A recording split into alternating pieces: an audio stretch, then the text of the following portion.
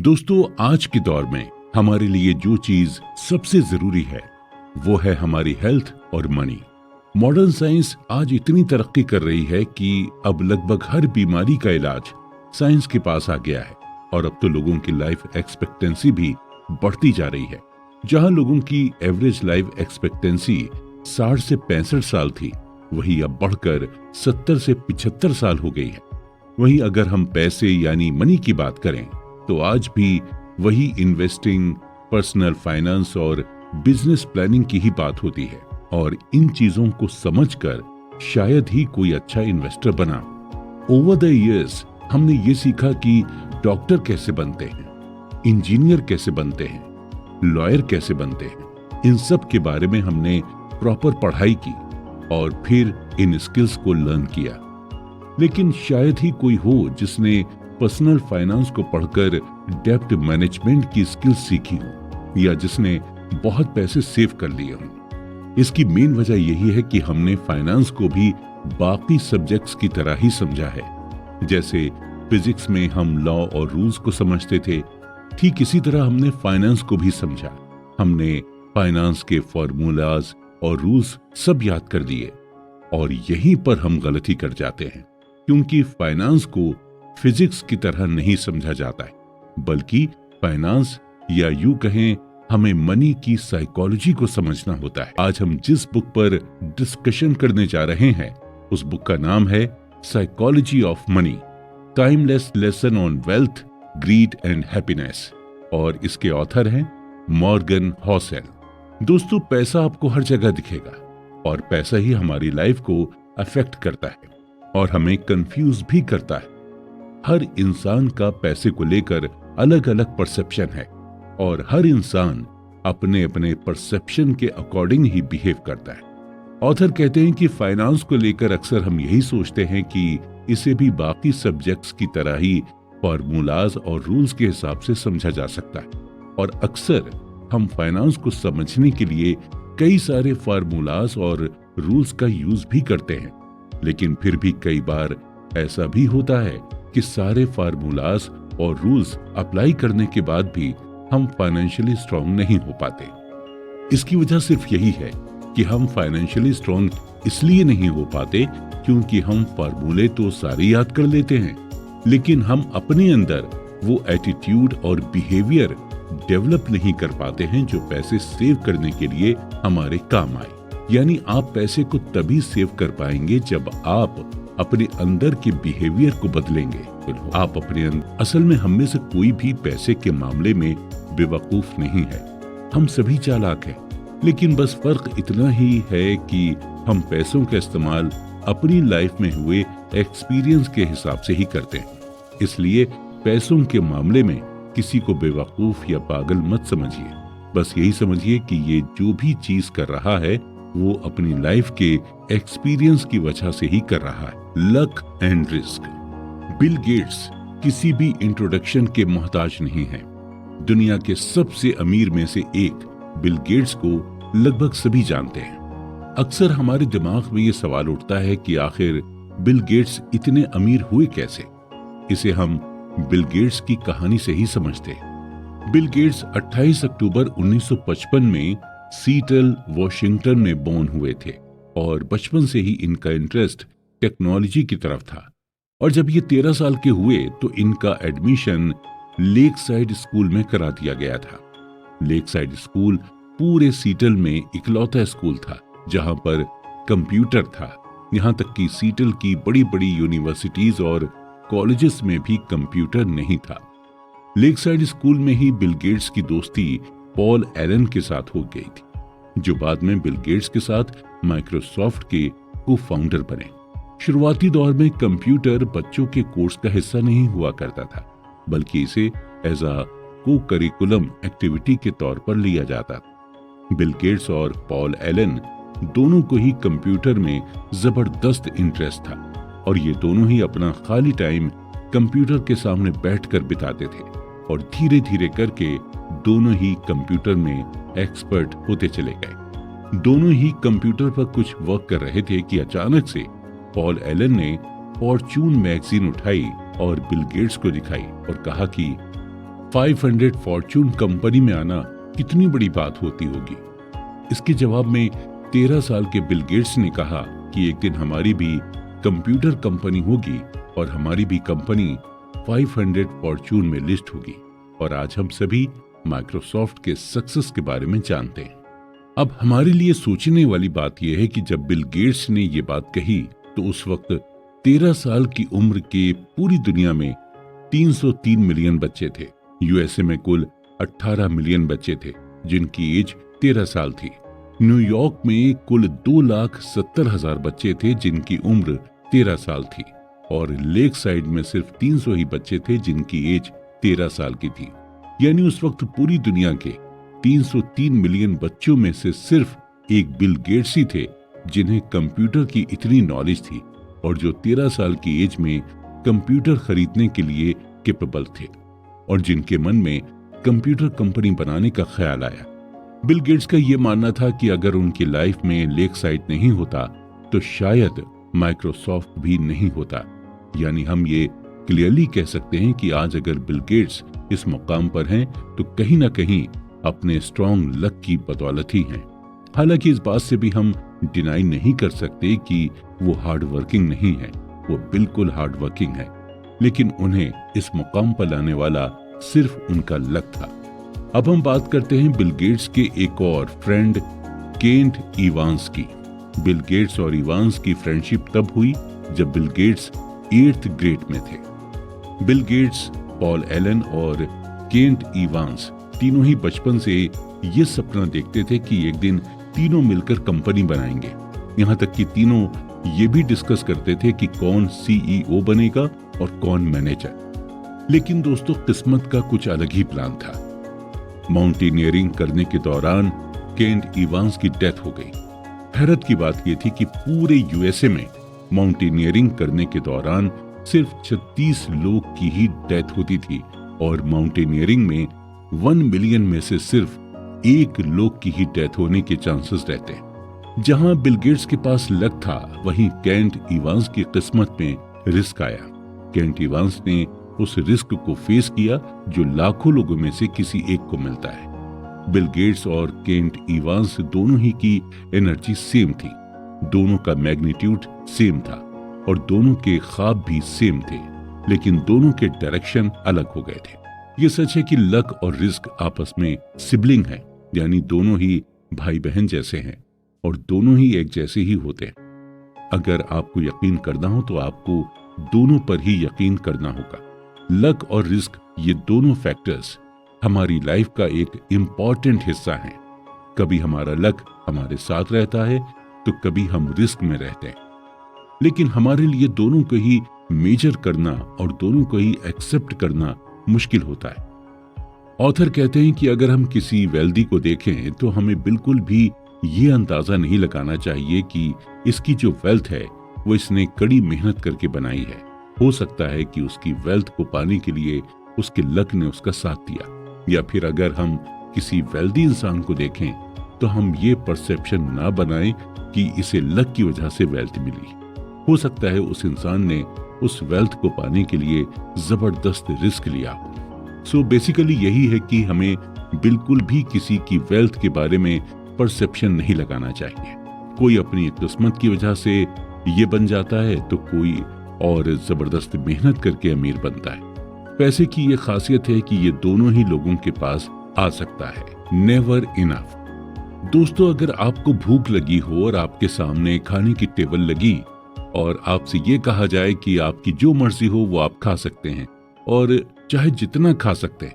Normally जब इस तरह की सिचुएशन होती है तो एक इंसान अपनी भूख से ज्यादा खाने लगता है और जिसका नतीजा ये होता है कि उस इंसान का पेट खराब हो जाता है या फिर वोमिटिंग करने लगता है। खाने की टेबल को देखकर उसे यह अंदाजा ही नहीं होता कि उसे कितना खाना है और कितना नहीं।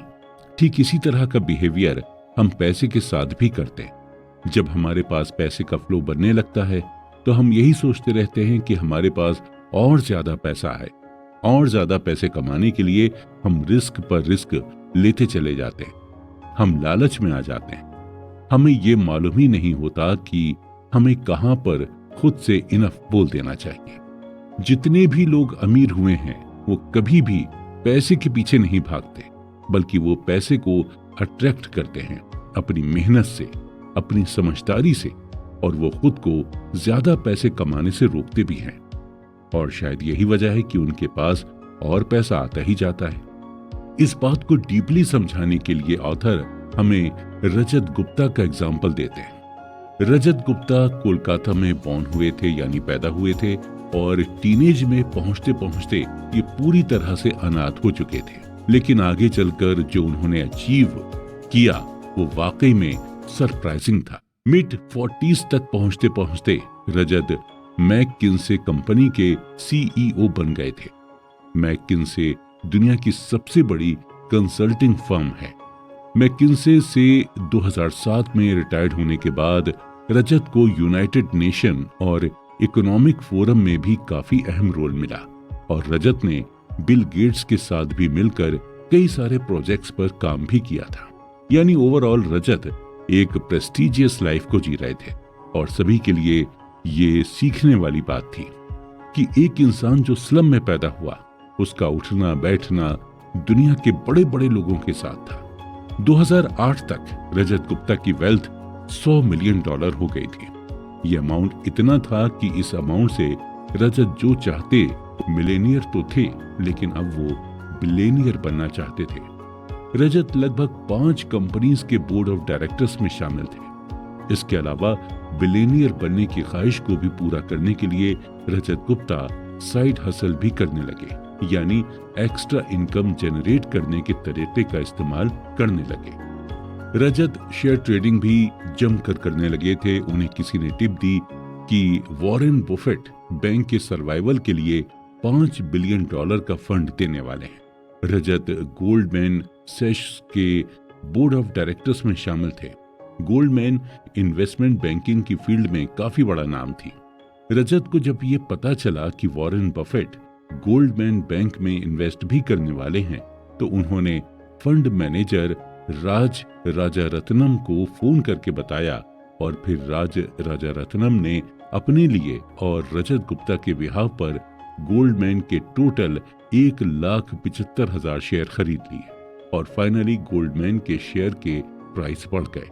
रजत ने इस टोटल 17 मिलियन का प्रॉफिट कमाया, और राजारत्नम ने $1 मिलियन का प्रॉफिट कमाया। जब ये बात सिक्योरिटी एक्सचेंज कमीशन को पता चली, तो इनसाइडर ट्रेडिंग के एलिगेशंस में रजत गुप्ता और राजारत्नम दोनों को ही जेल हो गई। जो रेपुटेशन रजत ने इतने सालों से कमाई थी, वो सब कुछ थोड़े ही दिनों में मिट्टी में मिल गई।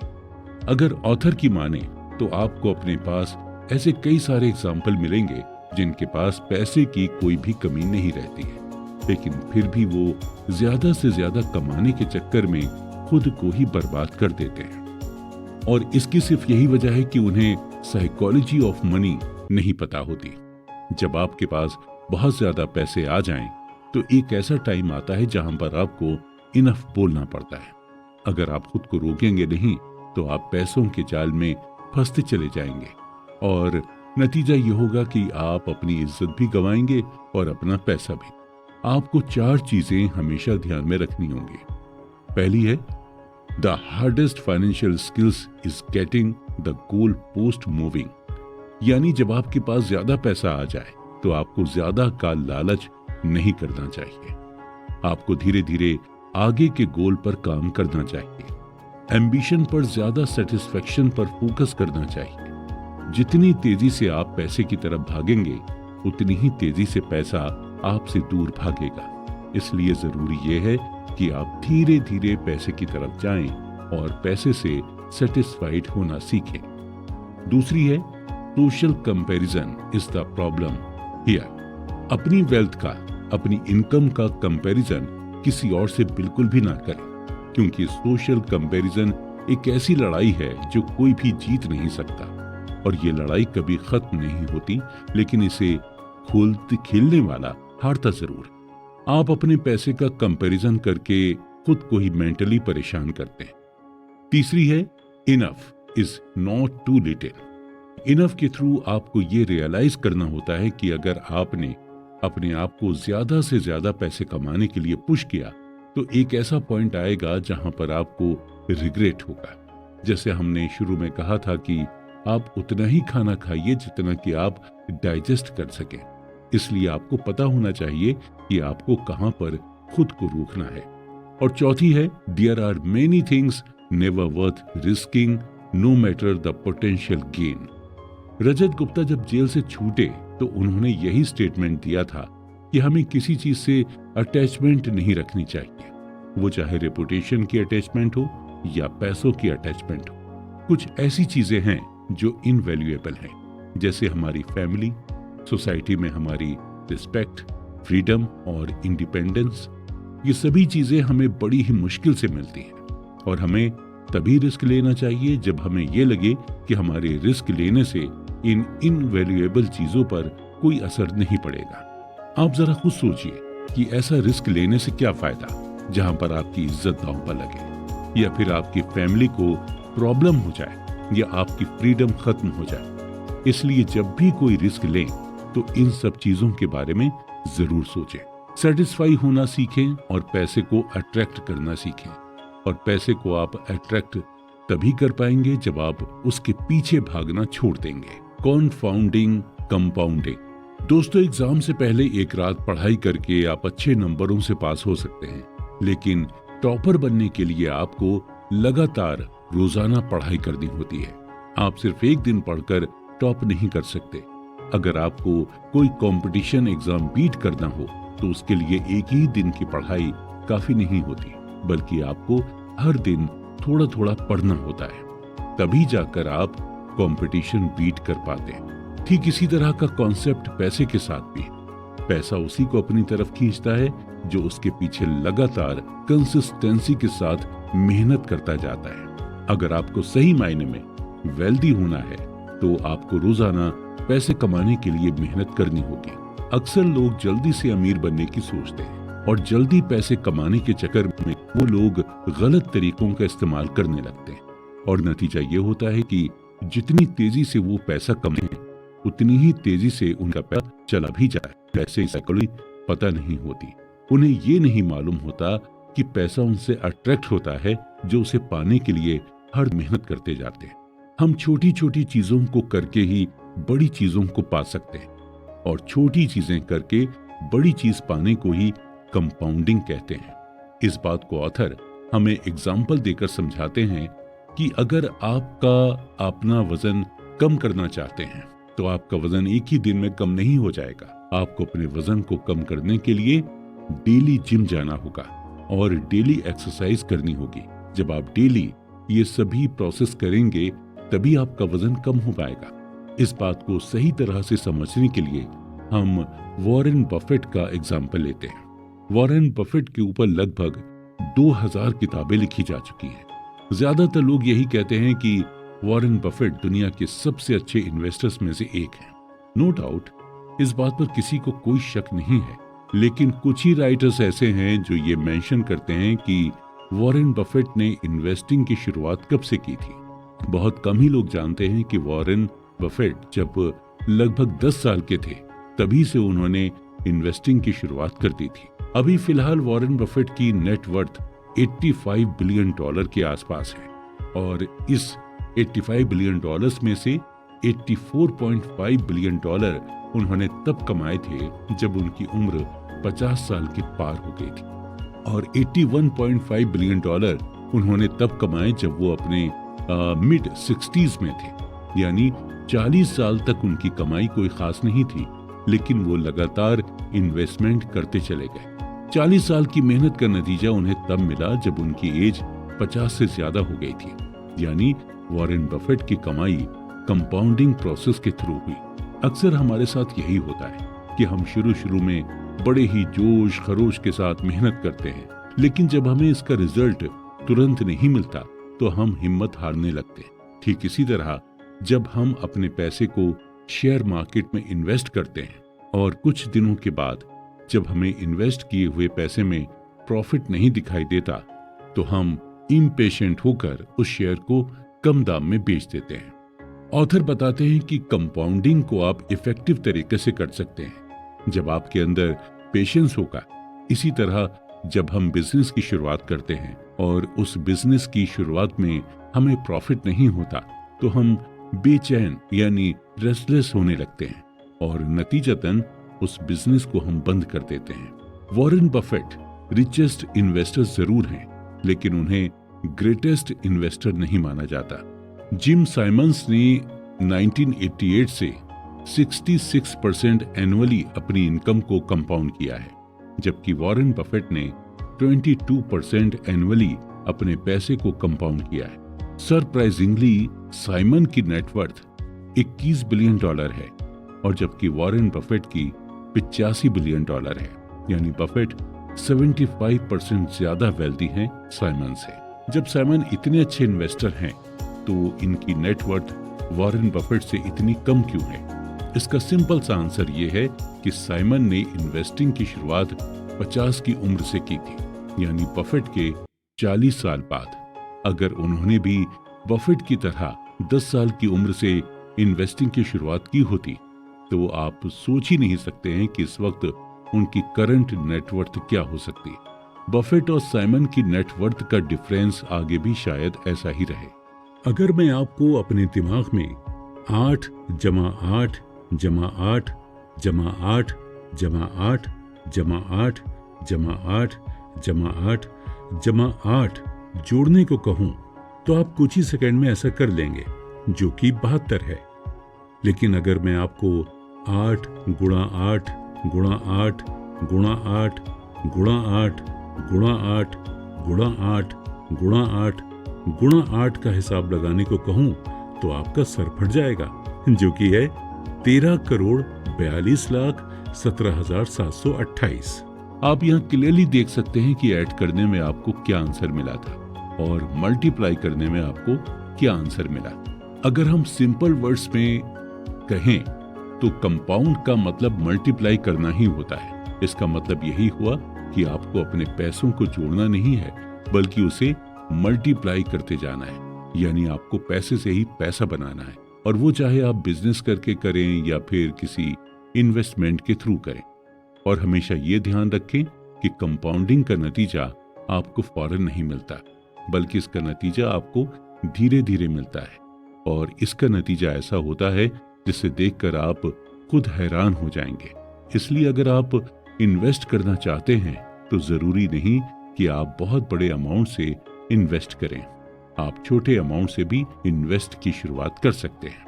एट लास्ट हम ये कहेंगे कि अगर आप अपनी तरफ पैसों को खींचना चाहते हैं तो आपको अपने अंदर पेशेंस डेवलप करना होगा, और पैसे के लिए कंसिस्टेंट हार्ड वर्क करना होगा, और पैसे को कंपाउंड करते रहना होगा, क्योंकि तभी आप पैसे को जीत पाएंगे, यानी तभी आप वेल्दी बन पाएंगे। गेटिंग वेल्दी और स्टेइंग वेल्दी। दोस्तों, आज के दौर में अगर देखा जाए तो पैसा कमाना सबसे आसान है। आप इस डिजिटल एरा में सोशल मीडिया के थ्रू पैसे कमा सकते हैं। आप अपना YouTube चैनल बनाकर पैसे कमा सकते हैं, इंस्टाग्राम या फेसबुक पर पोस्ट अपलोड करके पैसे कमा सकते हैं, या फिर अमेज़ॉन या शॉपिंग ऐप पर प्रोडक्ट बेचकर पैसे कमा सकते हैं। यानी आज के इस टाइम में पैसे कमाने के ऑप्शंस बहुत सारे हैं। जितना आज के दौर में पैसा कमाना आसान है, उतना ही इसे बचाना मुश्किल है। वेल्दी होना कोई बहुत बड़ी बात नहीं है, लेकिन वेल्दी बने रहना बहुत ही डिफिकल्ट है। चलिए इस बात को हम एक केस स्टडी के थ्रू डीपली समझते हैं। जेस लिवरमोर, जिनका जन्म 1877 में हुआ था, इन्हें अपने दौर का ग्रेटेस्ट इन्वेस्टर माना जाता था, और ये उस टाइम प्रोफेशनल इन्वेस्टर बन गए थे जब इन्वेस्टिंग के बारे में कोई ज्यादा जानता तक नहीं था। सिर्फ 30 साल की उम्र में ही लिवरमोर ने $100 मिलियन की नेटवर्थ बना ली थी। 1929 के दौरान लिवरमोर स्टॉक मार्केट की दुनिया में जाना पहचाना नाम बन गए थे, और उसी दौरान स्टॉक मार्केट भी बुरी तरह से क्रैश हो गई थी, जिसकी वजह से इकोनॉमी डिप्रेशन में चली गई थी। अक्टूबर 1929 तक स्टॉक मार्केट की हालत और खराब हो गई। ज्यादातर इन्वेस्टर्स और स्पेकुलेटर्स जबरदस्त फाइनेंशियल लॉस में आ गए थे, और जिसकी वजह से कई इन्वेस्टर्स और स्पेकुलेटर्स सुसाइड करने लगे थे। लिवरमोर की वाइफ डोरा दी इन्वेस्टर्स के सुसाइड करने के इंसिडेंट से काफी परेशान थी और एक दिन लिवरमोर घर काफी देर में पहुंचे।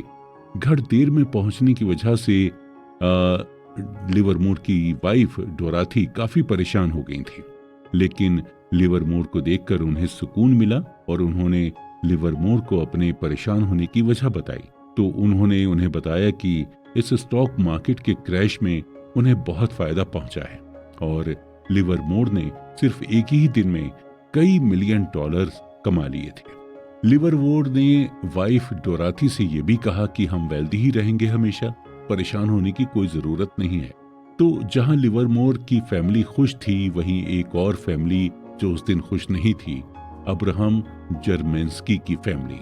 अब्राहम एक multi millionaires real estate developer थे जिन्होंने 1920 की इकोनॉमी के बढ़ने के दौरान रियल एस्टेट के थ्रू जमकर पैसे कमाए थे और उसी दौरान स्टॉक मार्केट भी काफी बूम पर थी और इसी का फायदा उठाते हुए स्टॉक मार्केट से भी काफी सारे पैसे कमाए थे। 1929 के मार्केट क्रैश के दौरान जब ज्यादातर इन्वेस्टर्स और स्पेकुलेटर्स सुसाइड कर रहे थे, तो उसी दौरान जर्मेंस्की की वाइफ को भी टेंशन होने लगी और जब एक रात उनके वो घर नहीं पहुंचे तो उनकी वाइफ ने पुलिस में मिसिंग की रिपोर्ट दर्ज करा दी और अगले दिन इन्वेस्टिगेशन में पता चला कि जर्मेंस्की ने भी बाकी इन्वेस्टर्स की ही तरह सुसाइड कर ली है। इत्तेफाक देखिए कि 1929 के स्टॉक मार्केट क्रैश ने एक को दुनिया का सबसे अमीर इंसान बना दिया था और दूसरे को इतना नुकसान पहुंचाया कि उसे सुसाइड करने पर मजबूर होना पड़ा। 1929 के स्टॉक मार्केट क्रैश की वजह से लिवरमोर दुनिया के सबसे अमीर आदमियों में से एक बन गए थे। वहीं इसी क्रैश ने रिचेस्ट रियल एस्टेट डेवलपर जर्मेंस्की की जान ले ली थी। 1929 के स्टॉक मार्केट क्रैश से कमाए पैसे ने लिवरमोर के अंदर कॉन्फिडेंस भर दिया था, जिसकी वजह से वो स्टॉक मार्केट में ज्यादा से ज्यादा बेट लगाने लगा था। ठीक 4 साल बाद यानी 1933 में लिवरमोर ने भी सुसाइड कर ली थी, क्योंकि लिवरमोर ने स्टॉक मार्केट में इतना पैसा लगा लिया था कि उसे बहुत ही ज्यादा नुकसान हो गया था। लिवरमोर और जर्मेंस्की दोनों की डेथ पीरियड अलग अलग था, लेकिन दोनों में एक चीज कॉमन थी। दोनों थे वेल्दी, लेकिन वेल्दी बनकर रह नहीं पाए, यानी दोनों ने ही पैसे कमाए लेकिन पैसे को बचा नहीं पाए। ऑथर कहते हैं कि पैसे कमाने के लिए आपको रिस्क लेना होता है, आपको होपफुल और ऑप्टिमिस्टिक होना पड़ता है और पैसे कमाने के लिए आपको अपने कंफर्ट जोन से बाहर निकलना होता है। लेकिन कमाए हुए पैसे को बचाने के लिए आपको रिस्क से बचना होता है, अपने अंदर ह्यूमिलिटी रखनी होती है। इसके अलावा आपके अंदर डर भी होना चाहिए।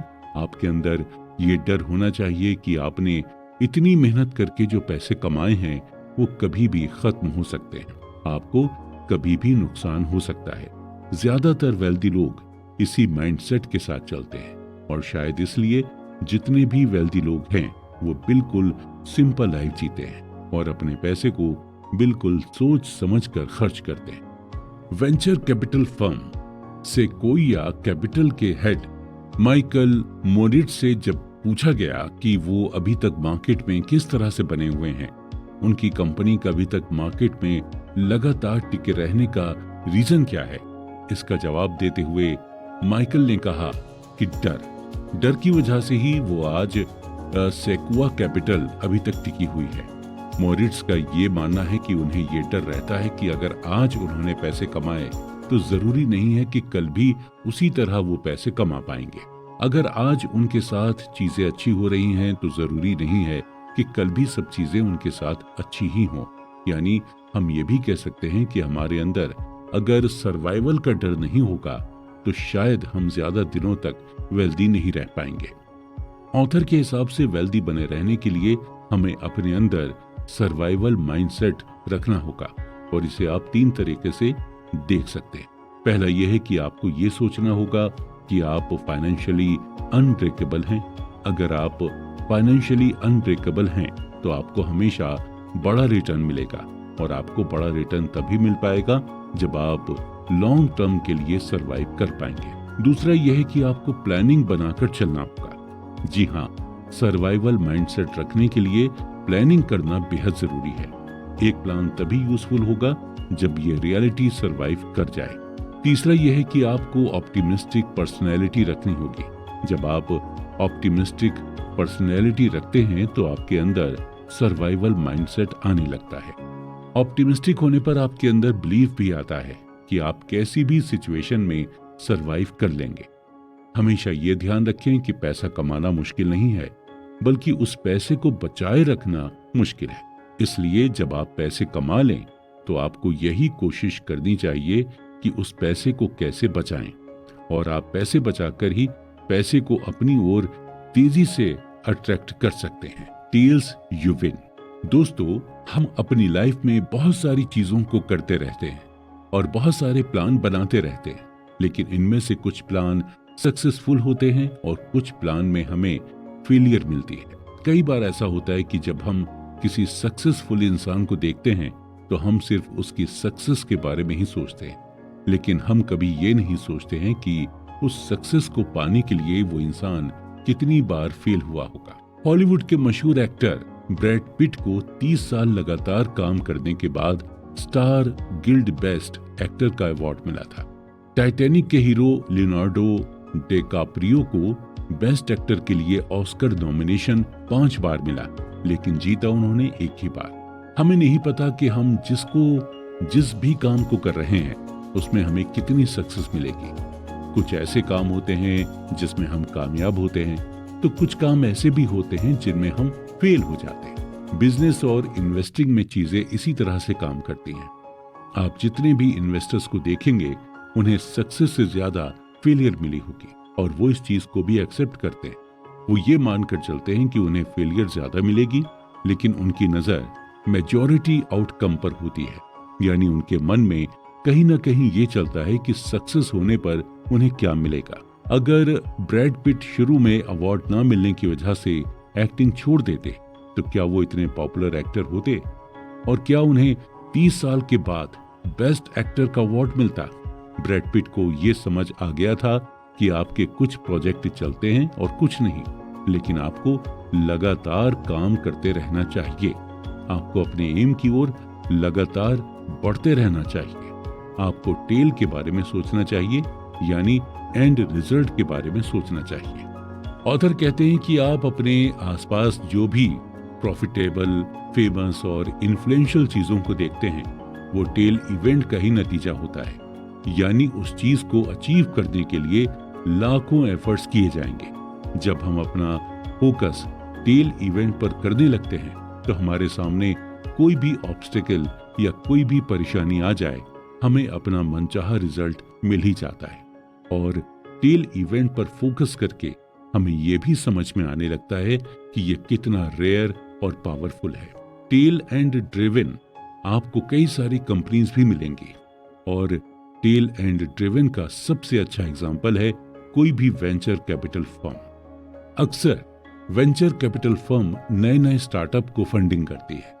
एक वेंचर कैपिटल फर्म नॉर्मली 40 से 50 स्टार्टअप को फंडिंग देती है, और उस वेंचर कैपिटल को यह भी मालूम होता है कि इस 40 से 50 स्टार्टअप में आधे से ज्यादा स्टार्टअप फेल हो सकते हैं, लेकिन उन्हें यह भी मालूम होता है कि एटलीस्ट 10 स्टार्टअप तो चलेंगे ही, और उन 10 में से 2 या 3 स्टार्टअप ऐसे होंगे जो उनके लिए बोनांजा ऑफर की तरह होंगे, यानी उनका रिटर्न 100% से भी ज्यादा होगा। और वेंचर कैपिटल उन्हीं 2 या 3 स्टार्टअप से अपने पूरे इन्वेस्ट किए हुए पैसे को प्रॉफिट समेत वापस ले लेती है। इसी तरह जब कोई इन्वेस्टर अपना पोर्टफोलियो बनाता है तो उसे भी ये मालूम होता है कि पोर्टफोलियो में शामिल हर स्टॉक उसे अच्छा रिटर्न नहीं देगा, लेकिन पोर्टफोलियो में शामिल 1-2 स्टॉक ऐसे होंगे जो पूरे पोर्टफोलियो का प्रॉफिट कवर करके दे देंगे। ऑथर की माने तो टेल इवेंट ही सब कुछ है, और जिसने ये समझ लिया वो ही सक्सेसफुल हुआ। आप जितने भी वेल्दी लोगों की कहानी सुनेंगे, आपको उनके बारे में यही पता चलेगा कि वो हमेशा टेल इवेंट के बारे में सोचते हैं। जब आपको ये रियलाइज हो जाता है कि बिजनेस में टेल्स ही सब कुछ है, तो आपके लिए फेल होना, बिजनेस का ना चलना, लॉस होना, ये सभी बातें नॉर्मल हो जाती हैं। आपको फेलियर बिल्कुल भी सरप्राइजिंग नहीं लगता और आप इसे भी वेल्दी होने का एक पार्ट मान लेते हैं और आप ये एक्सेप्ट कर लेते हैं कि फेलियर भी इसी प्रोसेस का एक हिस्सा है। हमारे साथ इशू यही होता है कि हम फेलियर को एक्सेप्ट नहीं करते, हम पैनिक करने लग जाते हैं। हमें ये लगने लगता है कि हमारे साथ कैसे हो सकता है, हमने तो बहुत मेहनत की थी। लेकिन हम ये भूल जाते हैं कि मेहनत का रिजल्ट तो हमें हमेशा एंड में ही मिलता है। अगर आप एक अच्छे स्टॉक पिकर हैं तो आपके साथ ये हो सकता है कि कई बार आप स्टॉक पिक करने में गलती कर जाएं, या अगर आप एक अच्छे बिजनेसमैन हैं तो ये आपके साथ बिल्कुल हो सकता है कि आप एक खराब और नॉन प्रॉफिटेबल प्रोडक्ट को बेचने लग जाएं। ग्रेट इन्वेस्टर्स पीटर लिंच का ये मानना है कि अगर आप किसी बिजनेस में अच्छे हैं तो यानी आप उस बिजनेस में 10 में से 6 बार करेक्ट होंगे और 4 बार इनकरेक्ट होंगे। यानी आपके 6 डिसीजन सही होंगे तो 4 डिसीजन गलत होंगे। हम अपने ऊपर सही चीजों को करने के लिए खुद पर मेंटल प्रेशर बनाने लगते हैं। हम ये सोचने लगते हैं कि हमसे कोई गलती कभी हो ही नहीं सकती। महान बल्लेबाज सचिन तेंदुलकर भी फेल हुए थे और 25 साल क्रिकेट खेलकर भी उनसे कई गलतियां हुई थी, और अगर ऐसा ना होता तो 664 इंटरनेशनल मैचेस में उनकी 100 सेंचुरी से और कई ज्यादा सेंचुरीज होती। इन्वेस्टर्स और एंटरप्रेन्योर से हमें यही सीखने को मिलता है कि कोई भी हर बार सही डिसीजन नहीं ले सकता। आपको क्या लगता है कि Bill Gates, Jeff Bezos, Elon Musk हर बार सही ही डिसीजन लेते हैं? नहीं, उनके कई बार कई डिसीजंस गलत भी होते हैं। बस फर्क सिर्फ इतना है कि हमें उनके गलत डिसीजन के बारे में पता नहीं चलता, क्योंकि हम उनकी सक्सेस को ही देखकर चकाचौंध हो जाते हैं। हम में और उनमें बस फर्क यही है कि वो फेलियर को प्रोसेस का एक हिस्सा मानते हैं, उसे खुद पर हावी नहीं होने देते, क्योंकि उन्हें यह मालूम होता है कि टेल इवेंट में फेलियर जरूर मिल सकती है और उनका फोकस सिर्फ टेल इवेंट पर ही होता है, क्योंकि टेल इवेंट के एंड में सक्सेस उनका वेट कर रही होती है। फ्रीडम का यही मतलब होता है कि आप कोई भी चीज अपने मन के हिसाब से कर सके, वो भी बिना किसी की रोक टोक के। और जब आप वेल्दी होते हैं तो आपको फाइनेंशियल फ्रीडम मिलती है। आपको ये आजादी मिलती है कि आप अपने पैसों का कुछ भी कर सकते हैं, और जब आपको फाइनेंशियल फ्रीडम मिल जाती है तो आपको हैप्पीनेस भी मिलती है। देखा जाए तो लोग फाइनेंशियल फ्रीडम को इसलिए चुनते हैं ताकि वो अपनी लाइफ में खुश रह सकें। ऑथर कहते हैं कि हैप्पीनेस एक कॉम्प्लिकेटेड सब्जेक्ट और हर इंसान के लिए हैप्पीनेस की डेफिनेशन अलग अलग होती है। एक छोटे बच्चे को भी देखकर हमें खुशी मिल जाती है, और अपने चहेते फिल्म स्टार को लाइव देखकर भी हमें खुशी मिल जाती है। लेकिन अगर हम हैप्पीनेस की कॉमन डेनोमिनेटर की बात करें तो हैप्पीनेस हमें तभी मिलती है जब हमारी लाइफ हमारे ही कंट्रोल में होती है। अपनी लाइफ में हम जब भी कर रहे होते हैं उसका कंट्रोल जब हमारे हाथ में होता है तो हमें बहुत खुशी महसूस होती है। आप कितना भी ज्यादा पैसे क्यों ना कमा लें, लेकिन अगर आपकी लाइफ आपके अपने कंट्रोल में नहीं है तो आप खुश नहीं हो सकते। वहीं अगर आप कुछ भी ना कमा रहे हों, लेकिन अगर आपकी लाइफ आपके कंट्रोल में है तो आप डेफिनेटली खुश हैं। ऑथर कहते हैं कि अक्सर लोग यही चाहते हैं कि उनकी लाइफ कंट्रोल में रहे, और जब कोई उनसे किसी काम को करने के लिए कहता है तो उन्हें यही लगता है कि उन्हें डिसएम्पावर्ड किया जा रहा है या डोमिनेट किया जा रहा है। उन्हें यह लगता है कि सामने वाला अपनी चॉइस उन पर थोप रहा है, जबकि इंसान के पास खुद ये चॉइस रहती है कि वो दूसरे की चॉइस को हाँ कहे या फिर ना कहे, या फिर सिंपली वही करे जैसा उनसे कहा जाए। जब हम चॉइसेस के इस खेल में फंस जाते हैं तो हमें ये रियलाइज होने लगता है कि फ्रीडम होना कितना जरूरी है, स्पेशली फाइनेंशियल फ्रीडम, क्योंकि ये आपको चॉइस देती है कि आप अपने टाइम और अपने पैसे से कुछ भी कर सकते हैं। सक्सेसफुल एंटरप्रेन्योर डेरेक साइवर्स से जब उनके एक फ्रेंड ने यह पूछा कि वो इतने रिच कैसे हुए, तो इसके जवाब में वो अपनी कहानी सुनाते हुए कहते हैं कि अपना स्टार्टअप शुरू करने से पहले वो जॉब करते थे और उस जॉब में उन्हें $1800 की सैलरी मिलती थी। और वो हर महीने अपनी सैलरी में से कुछ न कुछ सेव करते थे। 2 साल के अंदर उन्होंने $12,000 सेव कर लिए थे। जॉब करने के दौरान उनकी एज 22 साल थी, यानी 22 साल की एज में उन्होंने $12,000 सेव कर लिए थे। $12,000 सेव करने के बाद डेरेक ने अपनी जॉब से रिजाइन कर दिया और जॉब छोड़कर वो एक फुल टाइम म्यूजिशियन बन गए थे। डेरेक को हर महीने म्यूजिक का कोई ना कोई असाइनमेंट मिलने लगा था और असाइनमेंट से मिलने वाले पैसे से वो अपना खर्च चलाते थे। ओवरऑल डेरेक को अब पूरी तरह से फ्रीडम मिल गई थी। उनको किसी चीज की कोई रोक टोक नहीं थी और वो अब ऐसे काम से पैसा कमा रहे थे जिसे करके उन्हें बेहद खुशी मिलती थी। डेरेक के दोस्त ने आगे की कहानी पूछी कि फाइनली डेरेक तुम अमीर कब बने। आगे फिर उनके फ्रेंड ने उनकी कंपनी के बेचने का जिक्र करते हुआ कि डेरेक क्या तुम अपनी कंपनी बेचकर अमीर हुए थे।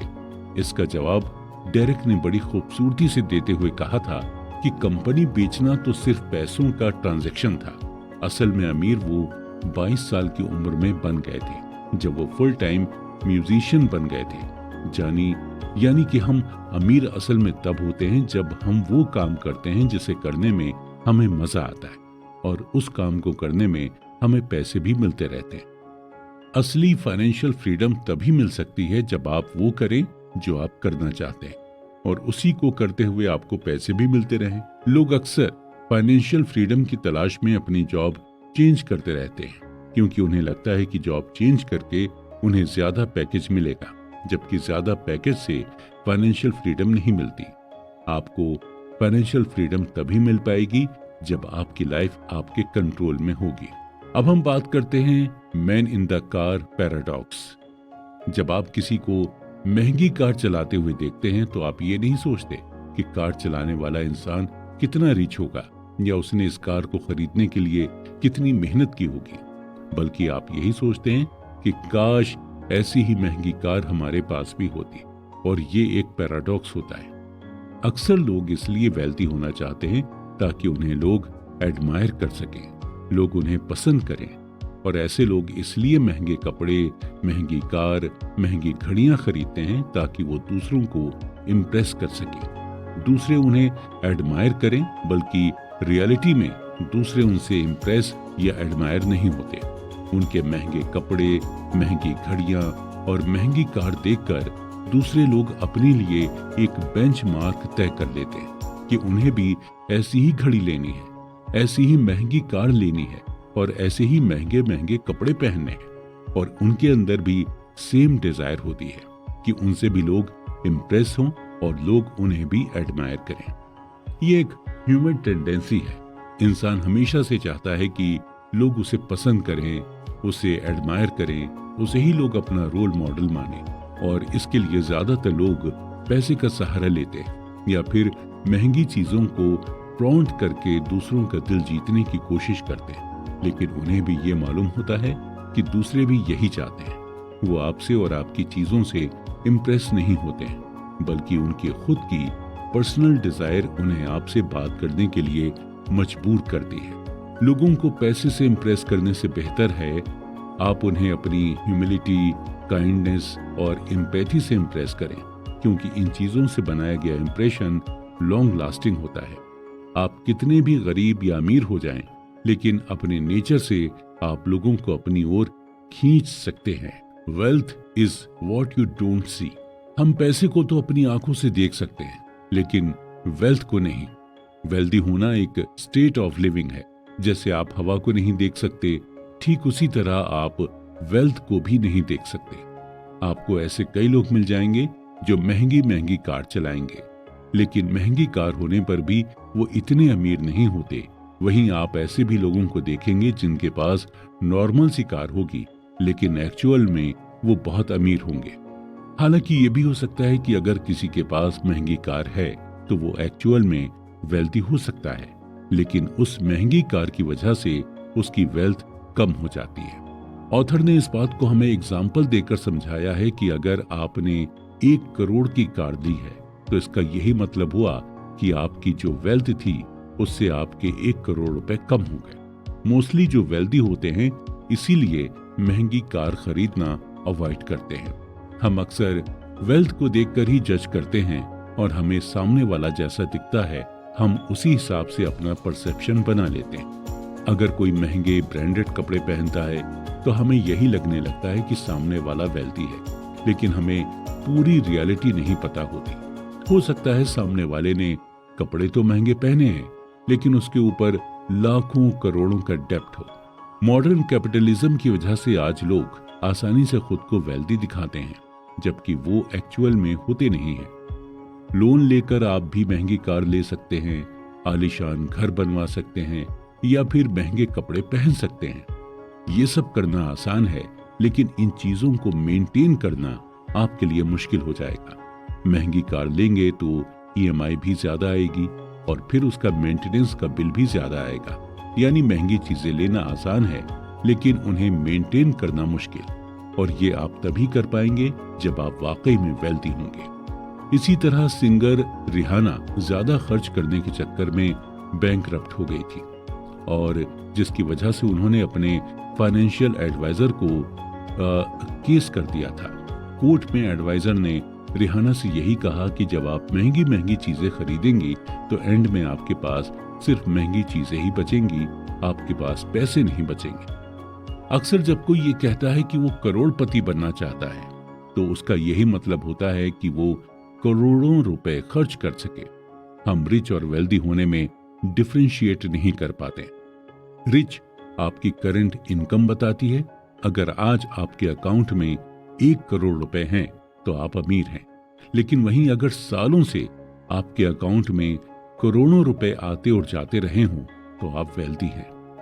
आज आप अमीर हैं, हो सकता है कल आप अमीर ना हो। आज आपके अकाउंट में करोड़ों रुपए हों लेकिन हो सकता है कल ना हो। सही मायने में वेल्दी कभी हमें दिखाई नहीं दे सकती। वेल्थ एक ऐसी इनकम होती है जो आप कभी खर्च नहीं करते। आज के दौर में हमें रिच इंसान तो मिल जाएगा लेकिन वेल्दी इंसान नहीं मिलेगा, क्योंकि वेल्दी लोग बहुत ही लो प्रोफाइल तरीके से रहते हैं और ये ज्यादा सोसाइटी में लोगों के सामने खुलकर नहीं आते हैं और इनके रहन सहन या ड्रेसिंग से आपको अंदाजा भी नहीं लग पाएगा कि ये रिच है।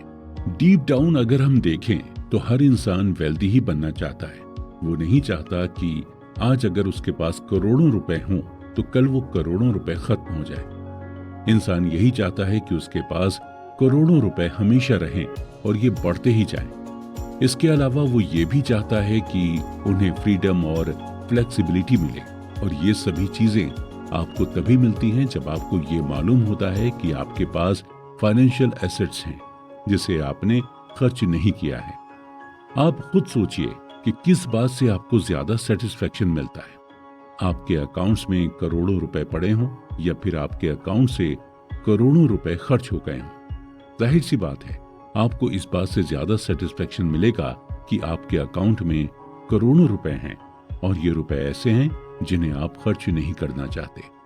जब ये सोच आपके अंदर आ जाएगी तो आप खुद को वेल्दी समझिए, और जब ये सोच आपके अंदर आ जाती है तो आप सच में फ्री और फ्लेक्सिबल हो जाते हैं। हम इंसान आगे बढ़ने के लिए हमेशा एक रोल मॉडल की तलाश करते रहते हैं और ऐसा करके ही हम आगे बढ़ भी सकते हैं।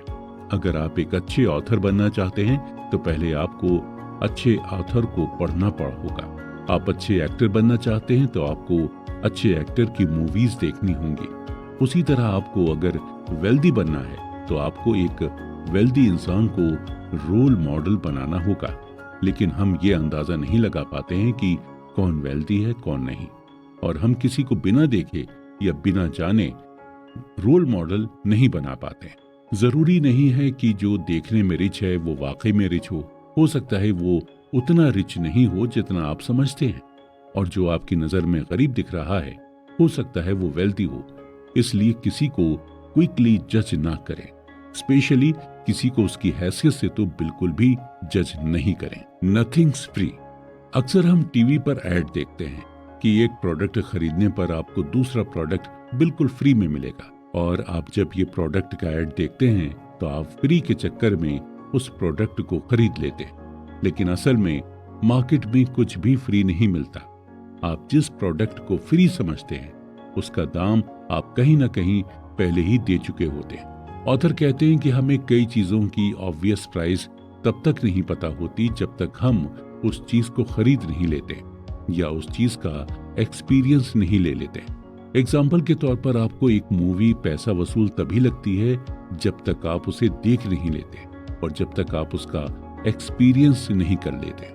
मूवी अगर अच्छी है तो पैसा वसूल और अगर बुरी है तो पैसे वेस्ट।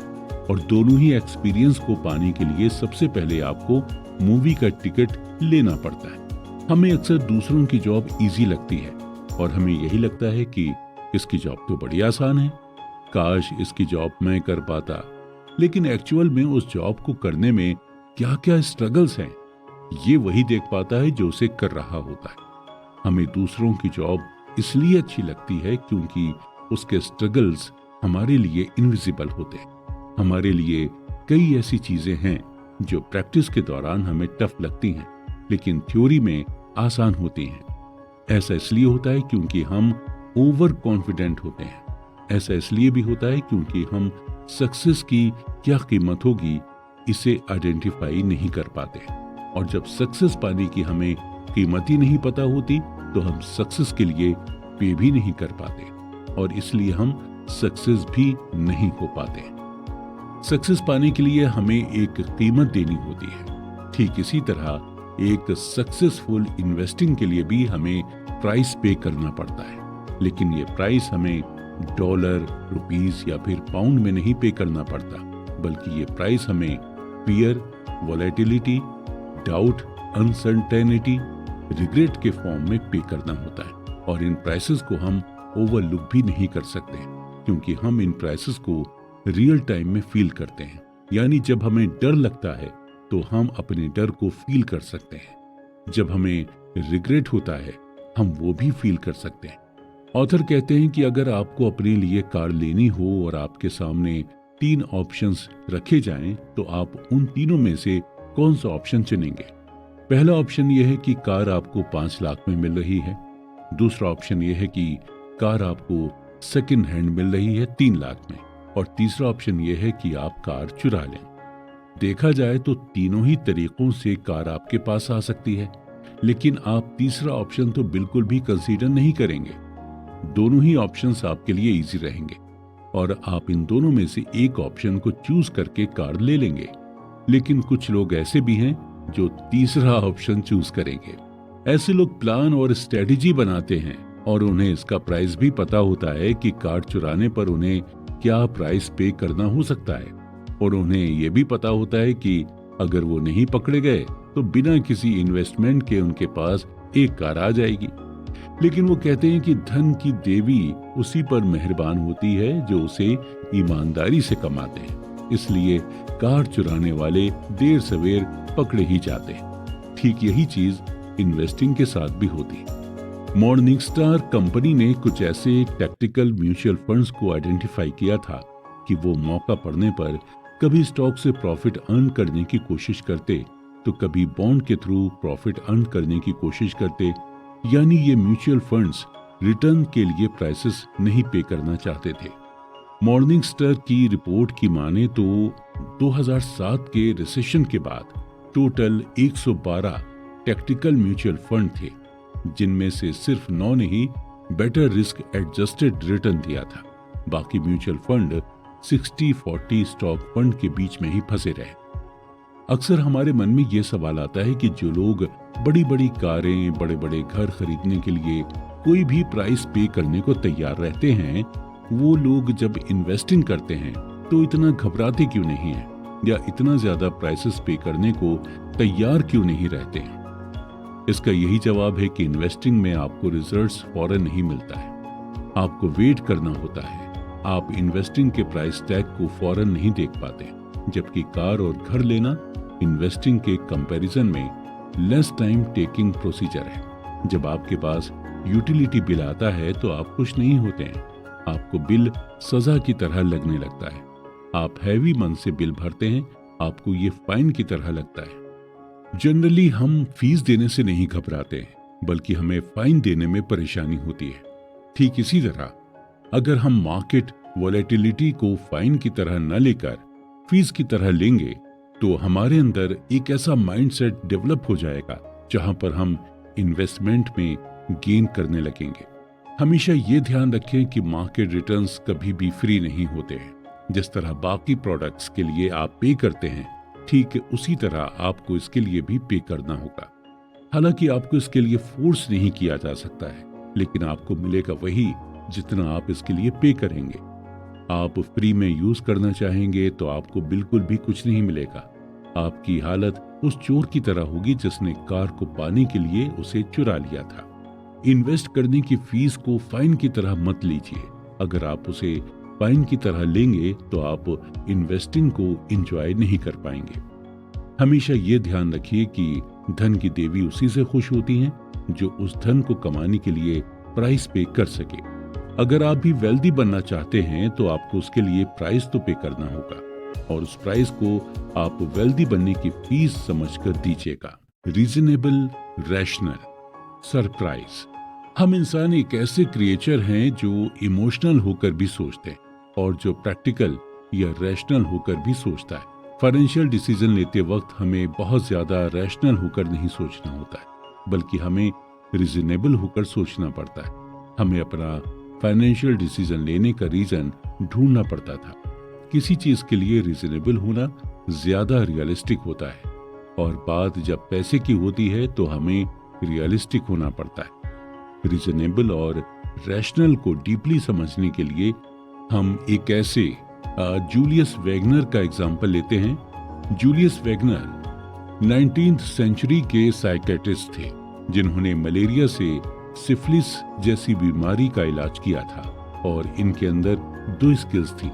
पहली ये कि ये चीजों के पैटर्न को बहुत अच्छी तरह से समझ जाते थे, और दूसरी ये कि जो लोगों की नजर में पागलपन होता था वो पागलपन उन्हें बहादुरी लगती थी। और इन दोनों ही स्किल्स को जूलियस वैगनर ने न्यूरोसिफिलिस पेशेंट पर आजमाया था। जूलियस ने ये पैटर्न नोटिस किया कि जब सिफिलिस पेशेंट को फीवर होता है तो वो जल्दी रिकवर करने लग जाता है। जूलियस वैगनर ने यह अज्यूम किया कि फीवर इन्फेक्शन से फाइट करने में बॉडी की हेल्प होती है, और ये चीज डॉक्टर समझ नहीं पा रहे थे। जूलियस एक लॉजिकल कंक्लूजन पर पहुंचे, और वो टाइफॉइड, मलेरिया और स्मॉल पॉक्स के लो एंड स्ट्रेन वायरस को सिफिलिस के पेशेंट में इंजेक्ट करने लगे।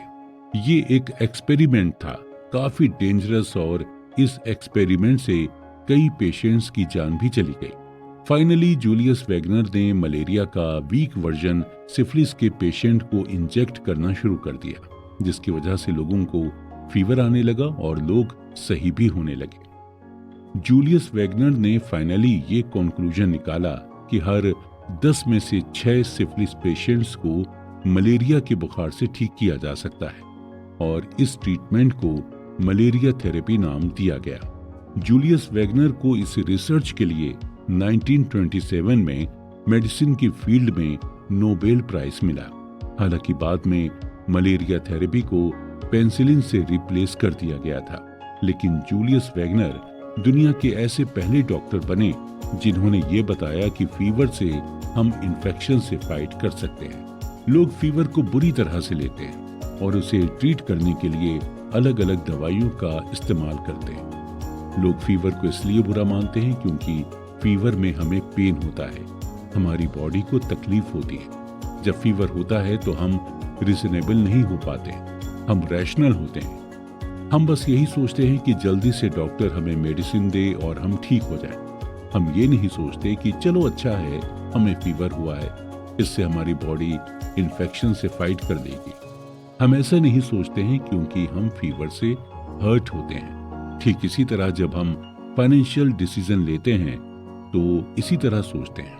हम रीजनेबल नहीं रैशनल होकर सोचते हैं, क्योंकि हमें डर लगता है कि कहीं हमारा पैसा डूब ना जाए, कहीं हमें भारी नुकसान ना हो जाए। ऑथर कहते हैं कि देखा जाए तो एक इंसान ना तो रैशनल और ना ही इरैशनल है। हम ज्यादा हार्डली थिंक करते हैं, हम ज्यादा अपनी थिंकिंग पर सवाल भी नहीं करते। हैरी मार्कोविट्ज को रिस्क और रिटर्न के बीच मैथमेटिकल ट्रेड ऑफ के लिए नोबेल प्राइज मिला था। जब मार्कोविट्ज से पूछा गया कि उन्होंने किस तरह से अपने पैसे को इन्वेस्ट किया, तो इसके जवाब में उन्होंने यही बताया कि उन्होंने अपने पोर्टफोलियो को बॉन्ड और इक्विटी में 50-50 स्प्लिट किया था, ताकि कभी फ्यूचर में अपने इन्वेस्टमेंट को लेकर उन्हें रिग्रेट ना हो। और कभी जरूरत पड़ने पर मार्कोविट्ज इस स्ट्रेटेजी को चेंज भी कर लेते थे, कभी 60% बॉन्ड तो कभी 40% इक्विटी। मार्कोविट्ज ना तो ज्यादा रैशनल थे और ना ही इरैशनल, बल्कि वो रीजनेबल थे। उनके पास वजह थी, उनके पास ये वजह थी कि उन्हें फ्यूचर में कोई नुकसान ना हो, इसलिए ये स्ट्रेटेजी उन्होंने अपनाई थी। फाइनेंशियल प्लानिंग बनाने से पहले आप उसके लिए रीजन ढूंढें। ऐसा ना हो कि पूरी दुनिया बना रही है तो आप भी बनाएं, या पूरी दुनिया कहती है कि फाइनेंशियल प्लानिंग बनाना चाहिए तो आप भी फाइनेंशियल प्लानिंग बना रहे हैं। आप ये खुद डिसाइड करें कि फाइनेंशियल प्लानिंग के लिए आपका क्या रीजन है। आगे हम बात करेंगे हिस्ट्री की। हिस्ट्री मोस्टली सरप्राइजिंग इवेंट की स्टडी होती है, लेकिन जो इन्वेस्टर्स होते हैं वो हिस्ट्री के बेसिस पर ही फ्यूचर का अजम्पशन या एनालाइज करते हैं। इन्वेस्टर्स जब मार्केट की हिस्ट्री को देखते हैं तो उससे ये रफ आइडिया लगा लेते हैं कि फ्यूचर में वो क्या क्या आइडियाज को यूज कर सकते हैं, लेकिन अक्सर इन्वेस्टर्स हिस्ट्री का यूज करके अपना और दूसरों का नुकसान करा देते हैं। इन्वेस्टिंग हिस्ट्री पर इन्वेस्टर को डिपेंड नहीं रहना चाहिए। इन्वेस्टिंग हिस्ट्री पर डिपेंड होकर इन्वेस्टर्स दो गलतियां कर देते हैं। पहली ये कि आप आउटलेयर्स इवेंट को मिस कर सकते हैं, जिसकी वजह से मार्केट में मूवमेंट होता रहता है। ऑथर बताते हैं कि हर डेकेड, हर सेंचुरी अलग अलग होती है और हर डेकेड में अलग अलग टाइप्स के लोग होते हैं। 19th सेंचुरी की ग्लोबल इकोनॉमी अलग थी और 20th सेंचुरी की ग्लोबल इकोनॉमी बिल्कुल अलग है। 19th सेंचुरी में 2 वर्ल्ड वॉर हुए और स्टॉक मार्केट का ग्रेट डिप्रेशन भी आया, लेकिन अभी अगर हम 20th सेंचुरी की बात करें तो इतने मेजर इवेंट्स नहीं हुए जिसे हम इन्वेस्टिंग हिस्ट्री में इंक्लूड कर सकें। अगर आप इन्वेस्टर हैं तो आपको ये समझना होगा कि हर इवेंट अलग अलग होती है और अलग अलग तरह से मार्केट को इफेक्ट करती हैं।